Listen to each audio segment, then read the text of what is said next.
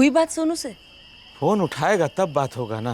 पापा हर जगह देख लिया, सोनू भैया कहीं नहीं मिले। कहाँ चला गया होगा ये लड़का? मैं भी उसी का ही फोन ट्राई कर रही हूँ रामकिशोर, लेकिन सोनू फोन उठा ही नहीं रहा है। क्या मैडम जी, फोन उठाया आपका? फोन नहीं उठा रहा है वो। मैं उसका नंबर ट्राई कर रही हूँ, सिर्फ रिंग जा रही है, फोन नहीं उठा रहा। फोन नहीं उठा रहा है? हम भी सब जगह ढूंढ लिए मैडम जी, पता नहीं हमारा सोनू कहाँ चला गया है। सोनू के पापा भी काफी बेहाल हैं। देखो कविता, मेरे ख्याल से और वेट करने का कोई पॉइंट नहीं, पुलिस की हेल्प लेते हैं।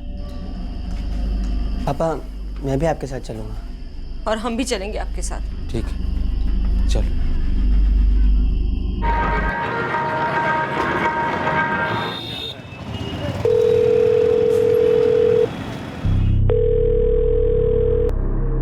सोनू का मोबाइल स्विच ऑफ नहीं है सर, रिंग तो जा रही है। रिंग तो शाम से ही जा रही है। कविता, मेरी पत्नी शाम से ट्राई कर रही है। रामकिशोर जी सोनू के पापा वो भी ट्राई कर रहे हैं, हर बारी रिंग ही जा रही है। ऐसा पहले कभी नहीं हुआ है, इतनी देर तक बिना बताए हमारा सोनू कभी बाहर गया ही नहीं है। अब तो 9:30 बज गया साहब। आपके बेटे सोनू का पूरा नाम सुनील पांडे है? जी। 20 साल का है? जी सर 20 साल का हो, बड़ा हो या छोटा हो, बोलकर गया था कि आएगा, पर ना ही वो शाम को काम पर लौटा और ना ही घर आया। सुनील, मेरा मतलब सोनू जब सुबह काम पर आपके घर आया था तो उसने किसी तरह का कोई हिंट दिया था कि वो कहीं जाने वाला है किसी काम वाम से? नहीं, मुझे लगा मेरे हस्बैंड को लंच देने गया है।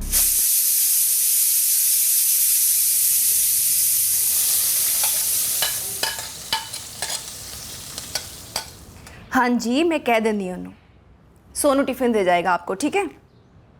Okay bye. सोनू सुन, एक काम कर, अपने रंजीत सर का डब्बा पैक कर दे और उनको ऑफिस दे। जी मैडम।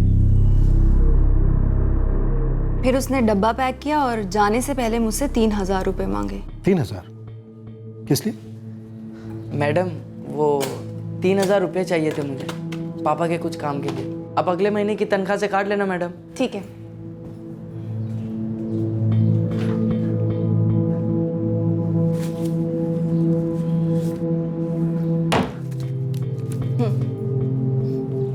बहुत ख्याल रखते हो अपनी फैमिली का, अच्छे बेटे हो। Thank you madam.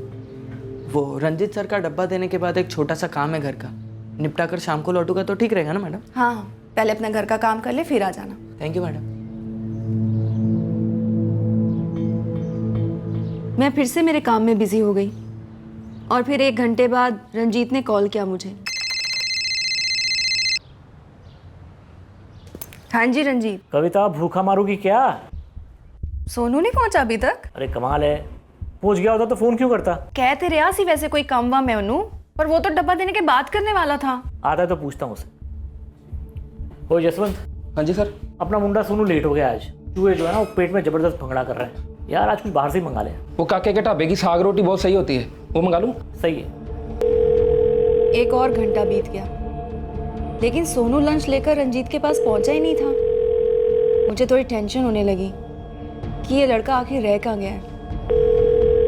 फिर अचानक से मैंने देखा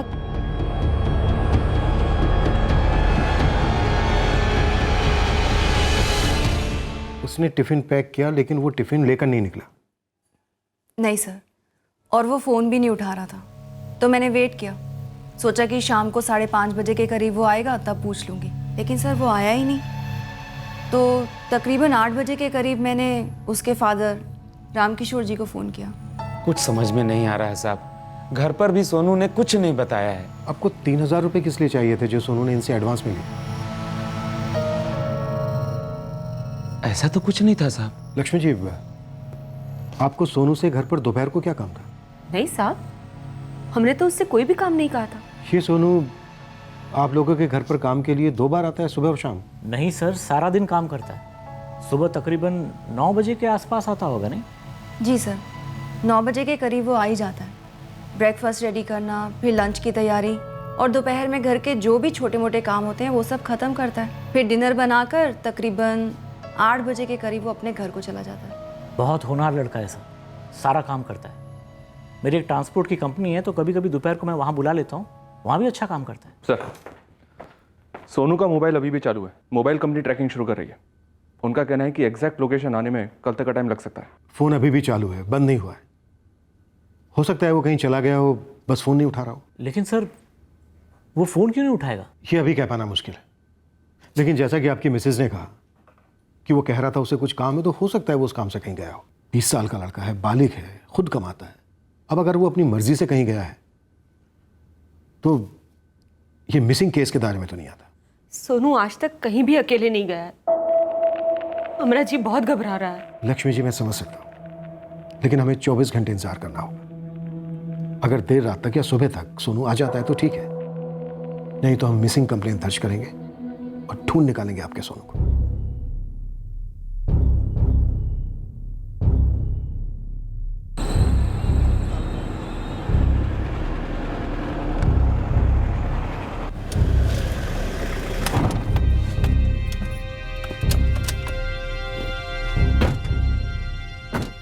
राम किशोर जी, वैसे मुझे इंस्पेक्टर की बात सही लग रही है। हो सकता है कि सोनू कहीं किसी काम से ही गया हो और ना चाहता हो कि आप लोग उसे रोकें। मुझे लगता है कि हमें सुबह तक वेट करना चाहिए। राम किशोर जी, आप बिल्कुल फिक्र मत कीजिए, कल सुबह तक सोनू का फ़ोन ज़रूर आ जाएगा, या फिर वो खुद ही आएगा।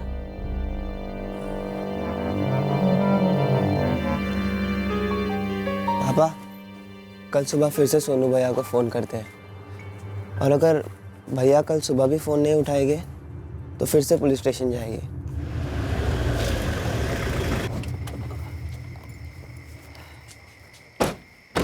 कविता, कल के लिए चला लो प्लीज़। कल भी अगर सोनू नहीं आया तो परसों के लिए जसवंत से बात करके किसी और को बुला लेंगे। मैं तो कहता हूँ हो सके तो निर्मला को ही बुला लो फिर से। ठीक है।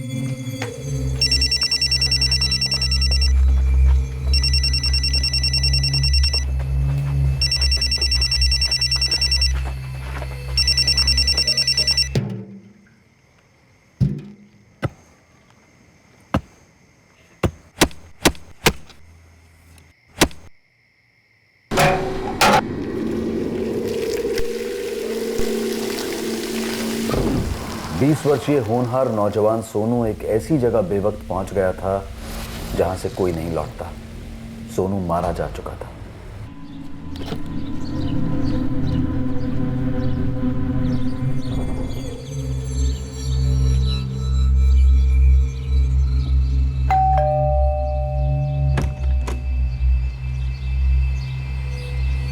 नमस्ते मैडम जी, कल रात फ़ोन किया था आपने? हाँ, एक दिन के लिए काम पर आ सकती है आज से? हाँ मैडम जी, पर एक दिन ही क्यों, हमेशा के लिए रख लो ना पहले जैसे। ठीक ही तो काम कर रही थी मैं। आज के लिए फ्री है क्या? हाँ मैडम जी, मैं भी झाड़ू पोछा करके जाती हूँ, 10 बजे आके बाकी का काम ख़त्म कर दूँगी। पर मैडम जी, मुझे हमेशा के लिए रख लो ना पहले जैसे, हम दोनों का ही फ़ायदा है। सर, वो लड़का सोनू, सुनील पांडे जो है, कल रात वाला मामला ना? कॉल किया उसने? नहीं सर, उसके फादर ने उसके नंबर पे कॉल किया था, लेकिन स्विच ऑफ आया। फिर मैंने भी उसका फ़ोन चेक किया सर, लेकिन अभी भी स्विच ऑफ है। इस सुनील पांडे और सोनू के फ़ोन लोकेशंस निकालो, पता करते हैं कहाँ गया और क्यों गया।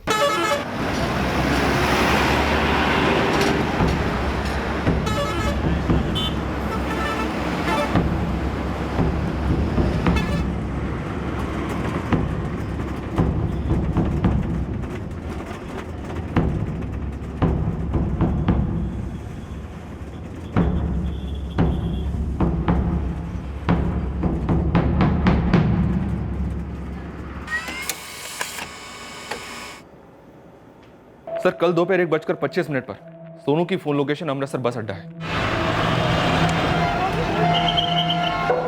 तकरीबन 2:30 बजे के आसपास अमृतसर बस अड्डे से मूवमेंट शुरू होती है सर, वाया जालंधर, फगवाड़ा, लुधियाना, कुरुक्षेत्र, करनाल, पानीपत, सोनीपत। उसके बाद दिल्ली में मोबाइल स्विच ऑफ हुआ। दिल्ली में कहाँ? ISBT, Kashmiri gate. आखिरी लोकेशन दिल्ली? जी सर। ये सोनू दिल्ली क्या करने गया होगा?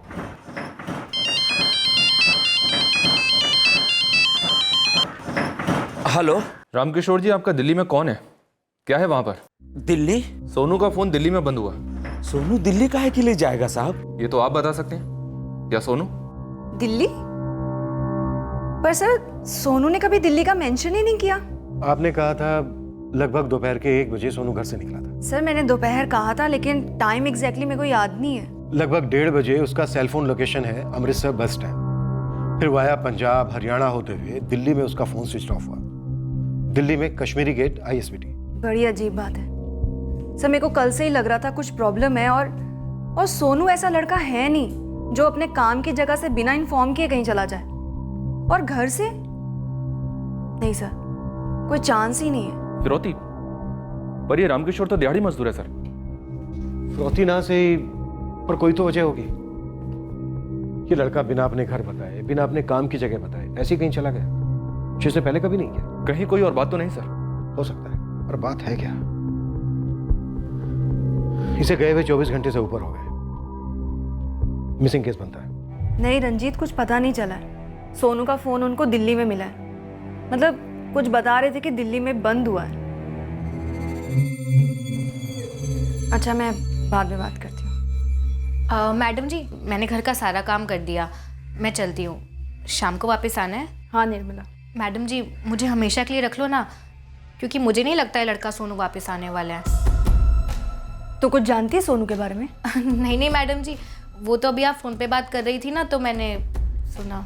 तो शाम को आ, तब बात करते हैं। जो आपकी मर्जी मैडम जी, लेकिन एक बात कह देती हूँ, घर काम जवान लड़कों के लिए बिल्कुल नहीं है। मोहित, ऐसा तो नहीं है कि ये लड़का किसी लड़की वड़की के चक्कर में कहीं भाग गया हो? कुछ कह नहीं सकते सर, 20 साल का लड़का है, पर शायद इसके माँ बाप को भी इस बात का पता नहीं होगा, वरना ये बात निकलती जरूर। ये भी तो हो सकता है कि माँ बाप को पता हो, बताना भूल गए हो, उनके दिमाग से निकल गई हो।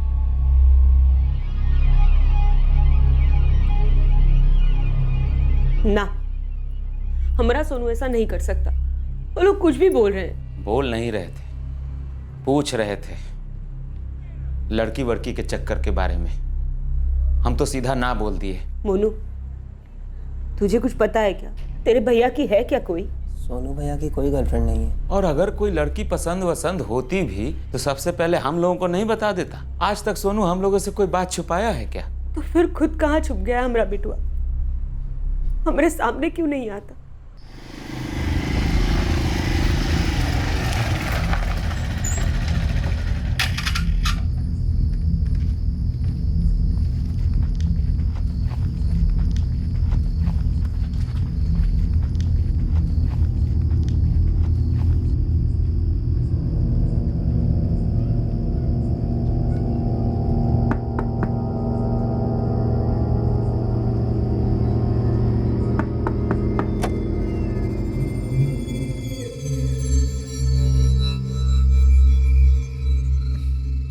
हाय हाय, कितनी कमाल दी एक्टिंग कर दी तू शर्माने दी, एकदम नई दुल्हन वर्गी। काश तू भी दूल्हे राजा की एक्टिंग कर ही लेता। किसने देखा तो नहीं तुझे आते हुए? मुझे क्या पता, वैसे कदों तक रहने की तेरे माँ बाप कर दूं बाहर।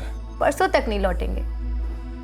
पूरे 3 दिन तक अकेली हूँ मैं इस घर में। अच्छा, तो मेरी शर्मीली दुल्हन, चल तेरे अकेलेपन का इलाज कर दिया। हाँ जी, हाँ जी, हाँ जी, हाँ जी।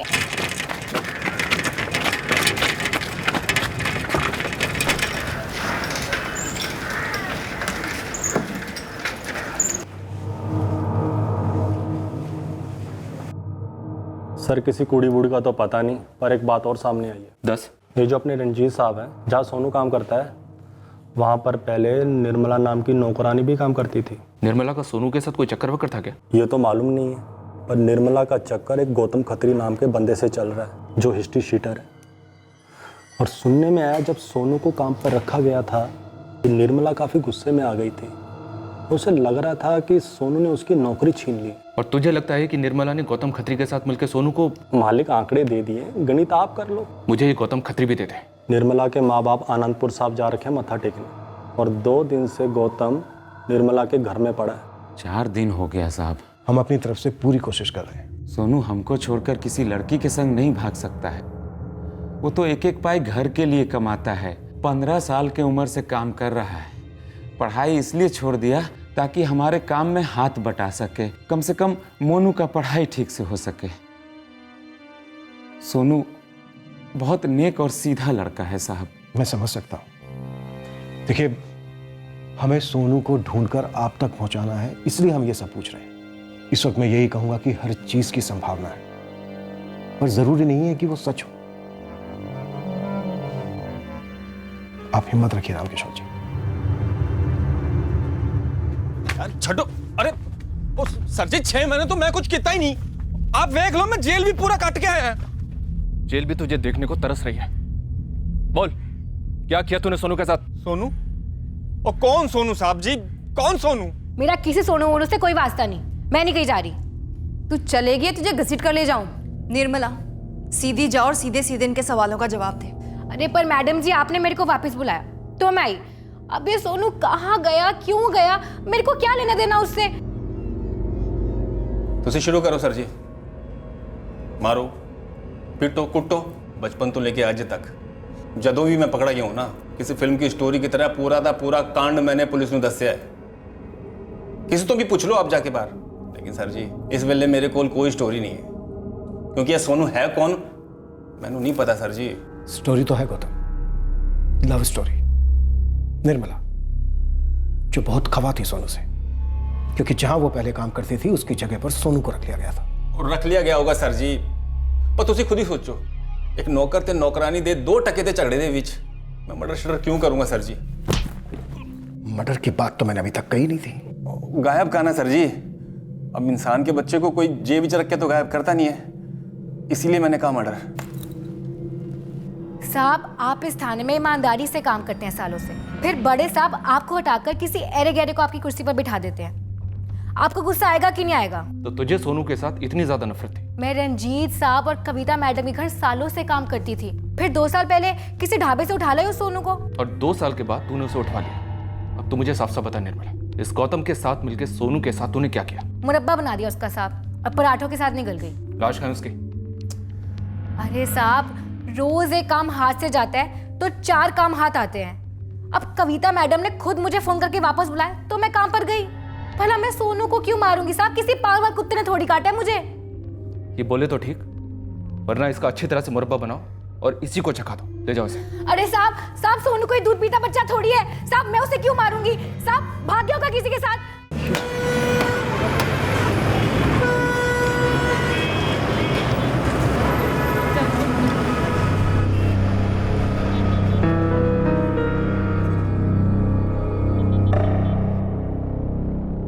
अमृतसर जलंधर हाईवे पर टकरीवाल के पास है ढाबा। जी, हम 7-8 बार ही गए वहाँ। खाना बड़ा अच्छा होता है। फिर एक दिन रहा नहीं गया तो ढाबे के मालिक से पूछ ही लिया। वो बच्चा है जी अभी, लेकिन बाबा जी की मेहर है उस पर। उसके हाथों में तो मैजिक है जी, मैजिक। फिर देर किस बात की पाजी, एक बारी मिलाई दो। ओ छोटू, जरा सोनू को भेज जल्दी। और लो आ गया अपने ढाबे का स्टार, सोनू द ग्रेट। वाह, क्या खाना बनाता है। ये ले, रख ले। और रख ले पुत्र, कोई गल नहीं। थैंक यू सर जी।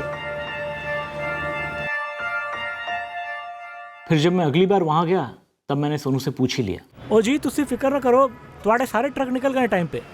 हाँ जी, वो एक्साइज नाके पे। हाँ जी, हाँ जी, मैं आपको फ़ोन करांगा जी। सत श्री अकाल। ओए सोनू जी, यहाँ तो।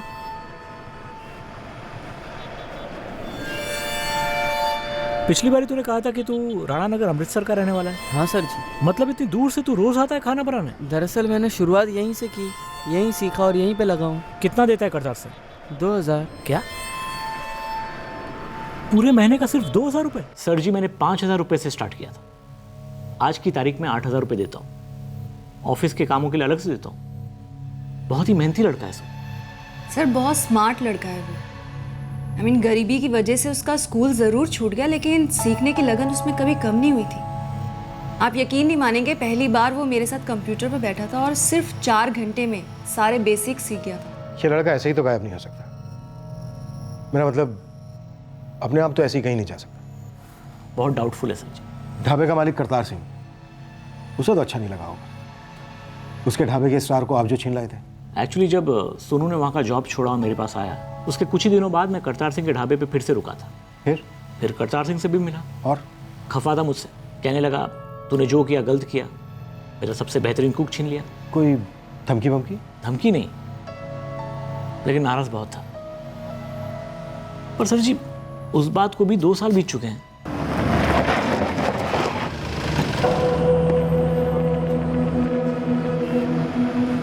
सर जी, मैंने धमकी दी थी, पर उस आदमी को नहीं, सोनू को दी थी धमकी। और चल दफा हो यहाँ से, नहीं करता तेरा मैं हिसाब की कर लेगा तू। पाजी ऐसा तो ना कहो पाजी, मैंने इतने सालों इतनी मेहनत से आपके यहाँ काम किया है, खाना बनाया है, वो भी इतने कम पैसों में। ओ चुप कर, खाना बनाया है। वो प्याज और लहसुन के बीच का फर्क नहीं मालूम था तेरे को। मैंने हाथ पकड़ पकड़ कर सिखाया है तेरे को। पोछा नहीं मारना आता था तेरे को, फिर भी तेरे को रख लिया मैंने अपने ढाबे पे तरस खा के। पाजी आपका यह एहसान मैं कभी नहीं भूलूंगा, पर रंजीत सर का घर बिल्कुल मेरे घर के पास में है, पैसे भी दुगने दे रहे, वो दुगने से भी ज्यादा। तो दफा होना यहाँ से। पाजी हिसाब कर दो ना पाजी। करूंगा पुत्र, एक न एक दिन मैं तेरा हिसाब जरूर बराबर करूंगा। सिर्फ खाना बनाना नहीं सर जी, जीने की तमीज सिखाई थी मैंने उसे। सिर्फ 15 साल का था जब वो यहां आया था। एक एक चीज मैंने उसे अपने हाथों से सिखाई थी, बिल्कुल एक गुरु की तरह। और वो दगा दे गया। और उस दगा के 2 साल बाद तुमने अपनी गुरु दक्षिणा वसूल कर ली, उसे गायब करके। जिसने भी आपको यह खबर दी है कि मैं सोनू पे गुस्सा था, गुस्से में मैंने उसे धमकी दी, तो सर जी खबर तो खबर होती है, और जरूरी नहीं है कि हर खबर सच्ची हो। हाँ तो सच क्या है आप बताइए। सच ये है साहब जी कि हाँ, मैंने तब उसका हिसाब नहीं किया था, लेकिन 6 महीने बाद मैंने उसके वो 2000 रुपये उसके कार भेज दिए थे उसके बाप के पास। जाओ पूछ लो उनसे। 2 साल पहले छोड़ गया था, बच्चा था, अपना ही बच्चा था, और बच्चों से बदला लूं, इतना छोटा मैं नहीं हूं साहब जी। ये सोनू वाकई में गुमशुदा है, या फिर ये एक मर्डर केस है जिसे हम एक मिसिंग केस समझ रहे हैं? लेकिन मर्डर की तरफ अभी तक कोई ठोस इशारा तो नहीं मिला है सर। नहीं मिला है, बस एक बार गौतम के मुंह से मर्डर निकला था। एक नौकर ते नौकरानी दे 2 टके ते झगड़े दे बीच मैं मर्डर शर्डर क्यों करूंगा सर जी। लेकिन सर मर्डर केस बनने के लिए किसी मोटिव का होना जरूरी है, कोई तगड़ा सस्पेक्ट हो। अब ये निर्मला, गौतम और वो ढाबे वाला करतार सिंह, इन तीनों के मोटिव्स काफी हल्के हैं सर, और इन तीनों के स्टेटमेंट में कोई झूठ भी तो नजर नहीं आ रहा है। बहुत अजीब है, इस केस में अभी तक हमें कुछ नजर नहीं आ रहा है।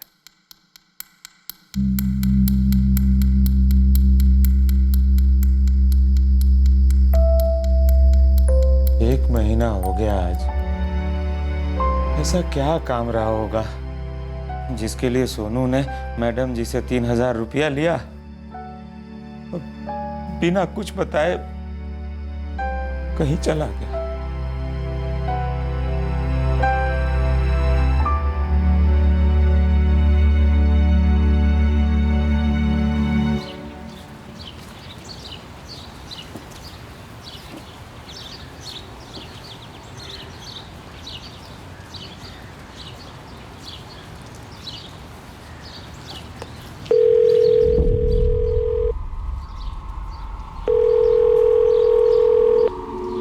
डेढ़ महीने के दर्दनाक सन्नाटे ने सोनू के भाई मोनू को हताश कर दिया था। उसने फ्रस्ट्रेशन में, गुस्से में, दुख में एक तुक्का लगाया। उसने अपने भाई का नंबर डायल किया बिना किसी उम्मीद के कि इससे कुछ होगा, लेकिन उस दिन कुछ हुआ। मंजीत गिल? कौन है मंजीत गिल? मुझे नहीं पता सर, भैया की याद आ रही थी तो मैंने ऐसे उनका नंबर डायल किया। इस बंदे ने फ़ोन उठाया, मैंने पूछा क्या है आपका फ़ोन है, तो कहने लगा ओ ना जी ना, अगर सच कहूँ तो ये मेरा फ़ोन तो है ही नहीं जी। हाँ, ये फ़ोन मेरे बड़े भाई सुनील पांडे का फ़ोन है। ओ ते तो मोनू हो गए, नाम तो यही फ्लैश हुआ था मोबाइल पे। जी मैं मोनू ही हूँ। मंजीत जी आप कहाँ हो? ओ जी मैं तो अमृतसर में हूँ, तुसी कहाँ से गल करते पे हो? देखिए आप फ़ोन मत काटिएगा, मेरा बड़ा भाई 1 महीने से गायब है। गायब? उसने कहा उसे सोनू भैया का फ़ोन किसी बस में पड़ा मिला। उठा लो इस मंजीत गिल को। ओ साहब जी मेरा तो जी बिजनेस है सब्जियां का जी। ओ जी कुछ दिन पहले मैं अपने भरा को मिलने गया था जी कुरुक्षेत्र। जब वापस लौट रहा था तो बस में मुझे ये मोबाइल पड़ा मिला, अमृतसर उतरने से पहले जी। सदर बाजार आ गया जी। वो सदर बाजार उतरने वाला कोई है? हाँ जी मुझे उतरना है।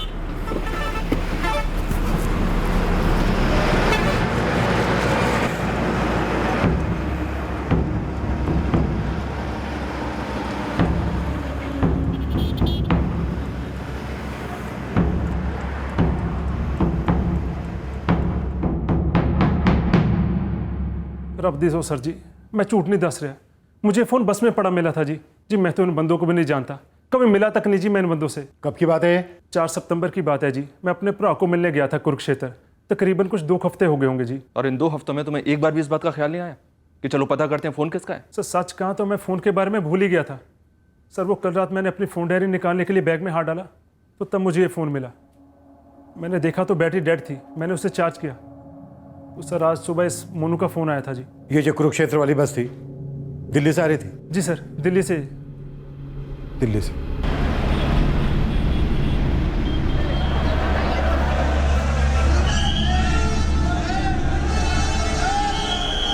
अमृतसर सेंट्रल बस अड्डे से कांटेक्ट हुआ। उनका कहना है कि कंडक्टर्स और ड्राइवर्स तो चेंज होते रहते हैं, पर वो बस दिल्ली अमृतसर रूट की ही बस थी। और सर ये मंजीत, ये तो कुछ भी याद नहीं कर पा रहा है कि वो बस कौन सी थी। हाँ लेकिन फ़ोन तो उसे बस में ही मिला था ना।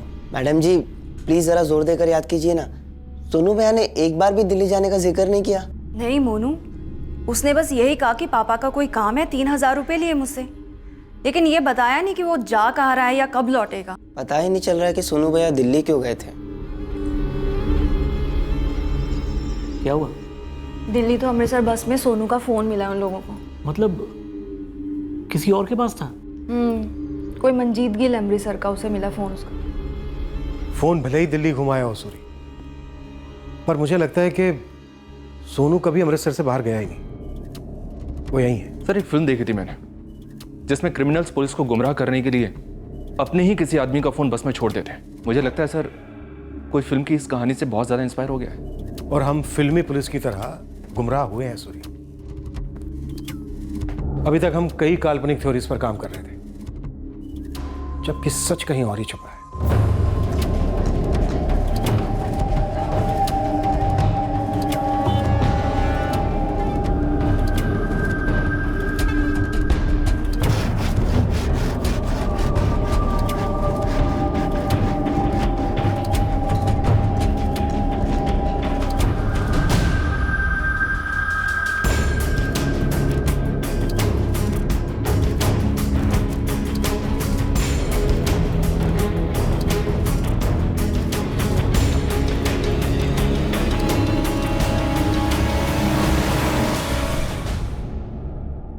नो सर, सोनू की अपनी फैमिली के साथ कोई प्रॉब्लम नहीं है। वो तो अपने माँ बाप को, अपने छोटे भाई को बहुत प्यार करता है। सोनू ने बताया नहीं था कि वो 3000 रुपये क्यों ले रहा है? आप लोग ये सवाल मुझसे चौथी बार पूछ रहे हैं। सोनू के मिलने तक ये सवाल दर्जनों बार पूछा जा सकता है मैडम। हर बार ये सवाल अलग होता है, पर मेरा जवाब तो वही है ना। ऐसा आपको लग रहा है कविता जी। क्या बात है सर, आपने कहा मेरी पत्नी कविता भी यहाँ है। जी, हमें आप दोनों से बात करनी थी। लेकिन मेरी पत्नी कविता कहाँ है सर? बलवंत सर उनसे पूछताछ कर रहे हैं। आप बैठेंगे यहाँ? सोनू को क्यों मार डाला? क्या? ये क्या बेहुदा सवाल है? सिंपल सा सवाल है कविता जी। सोनू को किसने मार डाला? आपके हस्बैंड ने या फिर आपने? आप अपनी नाकामी छुपाने के लिए इस हद तक गिरेंगे? हम पर आरोप लगाएंगे? आरोप नहीं लगा रहे रंजीत ठकराल, जो हकीकत है बस उसकी डिटेल मांग रहे हैं। अरे कौन सी हकीकत? वही जो तुम्हारी पत्नी कविता हमें साफ साफ बता चुकी है कि तुमने सोनू का कत्ल कर दिया। क्या? क्या? मेरे हस्बैंड ने कहा कि मैंने सोनू को मारा? जी, और उन्होंने ये भी कहा कि दिल्ली अमृतसर बस में सोनू का फोन आपने रखवाया था। तुम्हारी पत्नी कबूल कर चुकी है कि तुमने ही सोनू को मारा है और तुमने ही सोनू का फोन उस बस में रखवाया। Nonsense, absolutely nonsense. अब हमें साफ साफ ये बताओ कि तुमने उस फोन को खुद बस में रखा था या किसी को भेजा था? ये सरासर झूठ है। मैंने सोनू का फोन वोन नहीं रखवाया है। तो फिर किसने रखवाया? आपके हस्बैंड रंजीत ने? मेरी वाइफ ने ऐसा कहा। हाँ, और ये भी कि कत्ल तुमने किया है। अरे मनगढ़ंत बातें ये जो आप लोग कर रहे हैं। गेम खेल रहे हैं आप लोग हमारे साथ। मर्डर कोई गेम नहीं होता है कविता जी, संगीन जुर्म होता है जो आपने किया है। सोनू की कातिल हैं आप। झूठ बोल रहा रंजीत, कातिल मैं नहीं हूं, वो है। उसी ने सोनू को मार डाला, गोली मार दी सोनू को, और मैं कुछ भी नहीं कर पाई।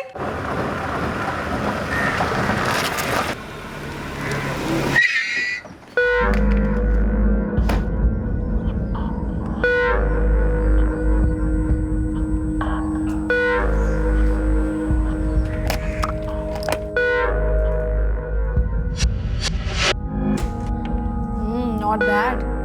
बहुत जल्दी सीख रहे हो। मैंने पहले भी थोड़ा सीखा है ना मैडम जी, स्कूल में। तो अगर मैं तुम्हें कहूँ कि मेरे लिए ये ऑनलाइन ट्रांजैक्शन कर दो तो कर पाओगे? ज़रूर मैडम जी, बस 1-2 बार आप मुझे सिखा देना, उसके बाद मैं ढंग से कर दूँगा। इतना भरोसा कर सकती है आप मुझ पर? मुझे तुम पर पूरा भरोसा है। अरे रंजीत, तुम कब आए? प्रणाम सर जी। लंच के लिए आए हो?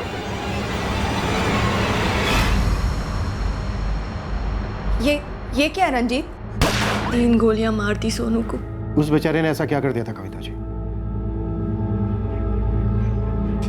ये क्या कर दिया तुमने? हाँ, क्या कर दिया? क्यों मार दिया? बोलो ना, बोलो। तुमसे कुछ पूछ रही हूं, बताओ क्या किया था? क्या किया था उसने? बताओ ना। नहीं सोनू, ऐसा मत करो ना। सुबह आ जाओ, शाम को भले ही छुट्टी कर लेना। मैं बोल रही हूँ ना तुम्हें, मेरी बात मानो। सुबह आ जाओ। सच्ची? वाह, वेरी गुड सोनू। तुम सुबह आओगे ना, तब आराम से बैठ कर बातें करेंगे।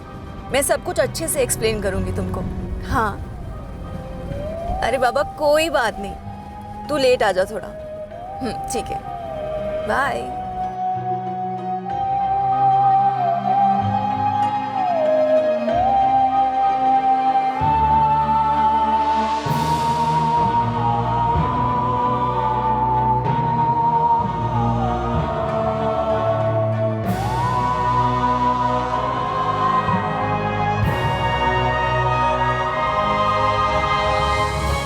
इतना गुस्सा अंदर दबा के रखोगे सर जी तो नसें फट जानी आपकी, और फायदा किसका होना है?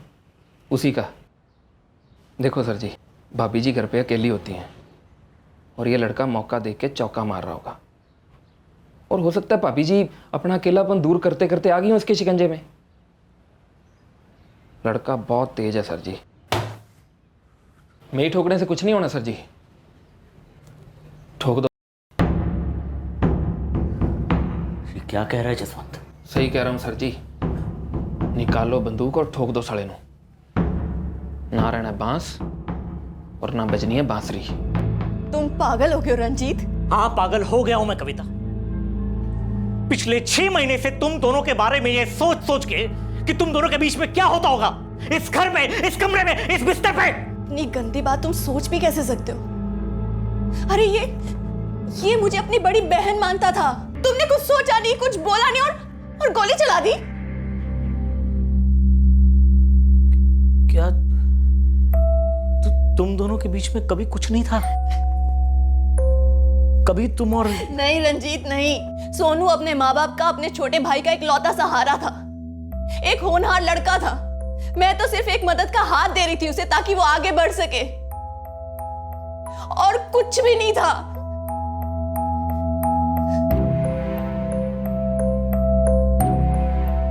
देखो सर जी, जो होना था वो हो गया, अब मरे हुए को जिंदा तो कर नहीं सकते, तो अब कुछ तो करना पड़ेगा। कुछ ऐसा करना होगा कि लगे जो हुआ है वो कभी हुआ ही नहीं।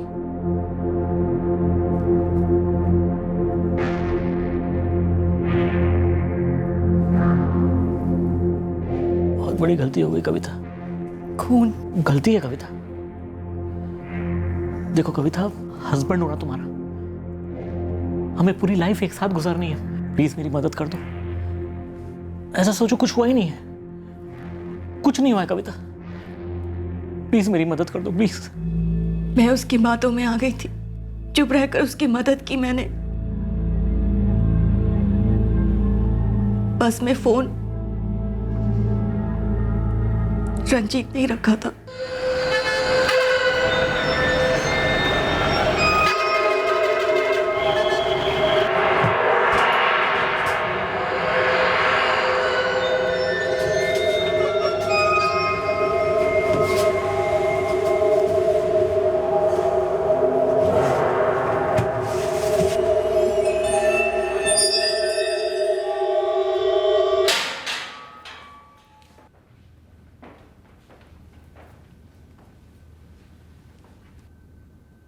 तुम दोनों को क्या लगता है कि हमने तुम दोनों की अलग अलग क्वेश्चनिंग करके तुम दोनों को आपस में भिड़वा दिया और सच सामने आ गया? नहीं, दरअसल तुमने खुद अपने आप को हमारे हवाले कर दिया। दिल्ली तो अमृतसर बस में सोनू का फोन मिला उन लोगों को। मतलब किसी और के पास था? अमृतसर का ही कोई मंजीत गिल है, उसे मिला था सोनू का फोन। जसवंत ने कहा था कि बसें अलग अलग रूट पे भेजी जाती है। अब पूरे फंसे, फोन पुलिस के हाथ लग चुका है, अब क्या करेंगे? मुझे नहीं पता रंजीत, तुमने जो किया वो गलत था, और आज तक जो हमने किया और जो करते आ रहे हैं वो भी गलत ही है। देखो कविता, जो हो गया सो हो गया, ठीक है ना? अब बस हमें शक से बचना है और पुलिस को हमसे दूर रखना है। कब तक शक से बचते रंजीत? अपने किए से कब तक भागते? हमें तुम दोनों पर पहले से ही शक हो गया था कि इन मीठी मीठी बातों के पीछे कुछ तो है जो बहुत खट्टा है, इसलिए हमने तुम दोनों पर पैनी नजर रखी हुई थी।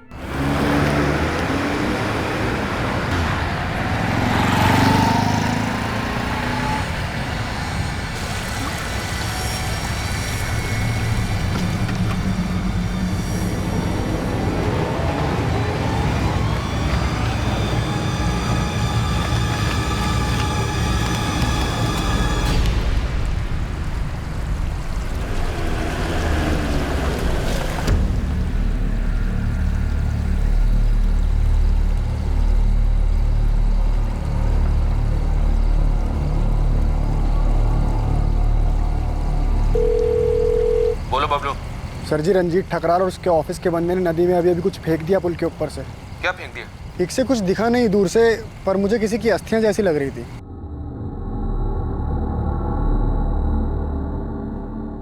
जसवंत, बाई चांस अगर पुलिस को हम पे शक हो गया तो घर की तलाशी हो सकती है, और सामने वाले प्लॉट की भी। तुम आज रात घर आ जाओ, अस्थियां खोद निकालते और फेंक देते कहीं। वो टिफिन तैयार करना, रंजीत का फोन आना, 3000 रुपये मांगना, घर के काम वाली बात, सब कुछ मन गढ़ंत था ना कविता जी? उसने 3000 रुपये मांगे थे, सुबह सुबह आते ही मांग लिए थे सर। क्यों चाहिए थे उसे 3000 रुपये? वो पापा का बर्थडे आ रहा है ना मैडम, तो उनके लिए कुछ लेना है। अच्छा, क्या गिफ्ट ले रहा है वैसे पापा के लिए? मोबाइल फ़ोन मैडम, उनका वाला फ़ोन तो इतना घिस गया है, 6 महीने से तो रबर बैंड बांध रखा है उन्होंने, और उस फ़ोन से ठीक से बात भी नहीं हो पाती है। ये ले, बहुत अच्छा बच्चा है तू। Thank you madam. तो ये थी सारी सच्चाई। देखिए, हमें गड्ढे से जो उसके अंश मिले हैं, उसकी और आपकी डीएनए मैचिंग होगी। इसके लिए आप लोगों को हॉस्पिटल में जाना होगा। क्रियाक्रम करने जैसा ऐसा कुछ भी नहीं मिला।